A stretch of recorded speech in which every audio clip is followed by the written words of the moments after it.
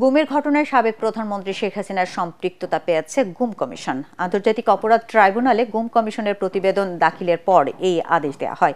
একই সাথে শেখ হাসিনার বিরুদ্ধে জুলাই-আগস্ট গণহত্যার মামলার তদন্ত 2 মাসের মধ্যে শেষ করার নির্দেশ দেওয়া হয়। পূর্ণাঙ্গ তদন্ত প্রতিবেদন দাখিলে 2 মাস সময় দিলে মামলার পরবর্তী শুনানি 18 ফেব্রুয়ারি নির্ধারণ করা হয়।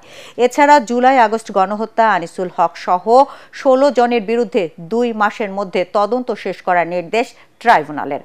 এই মামলারও পরবর্তী শুনানি 18 ফেব্রুয়ারি। সকালে 2 মামলার শুনানি শেষে আদালত এই আদেশ দেন।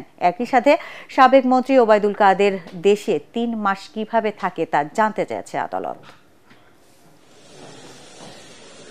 অপরাধের নিউক্লিয়াস শেখ হাসিনা, তিনি তার গ্রেপ্তারের ব্যাপারে যে আমরা ইন্টারপোলের মাধ্যমে রেড নোটিশ জারি করা, আদালতের যে গ্রেপ্তারি পরোয়ানা সেটা কার্যকরের কি ব্যবস্থা এবং ভারতের সাথে সম্পাদিত যে অপরাধীর বহিঃসমর্পণ চুক্তি অর্থাৎ এক্সট্রাডিশন ট্রিটি, সেই অনুযায়ী কতদূর ব্যবস্থা নেওয়া হয়েছে সেটা জানার জন্য আদালত পরবর্তী 2 সপ্তাহের মধ্যে একটা প্রতিবেদন চেয়েছেন। যে ওবায়দুল কাদের বাংলাদেশেই গত 3 মাস ছিলেন, গ্রেপ্তারি পরোয়ানা জারি হওয়ার পরে বাংলাদেশে কোথায় তিনি কিভাবে ছিলেন, কেন তাকে গ্রেপ্তার করা হয়নি বা তিনি কিভাবে পরবর্তীতে বাংলাদেশের সীমান্ত অতিক্রম করেছেন, এই ব্যাপারে আইন শৃঙ্খলা রক্ষাকারী বাহিনীর কাছে একটা ব্যাখ্যা চাওয়া হয়েছে এবং সেটা 15 দিনের মধ্যে যাতে এই ব্যাখ্যা দেওয়া হয়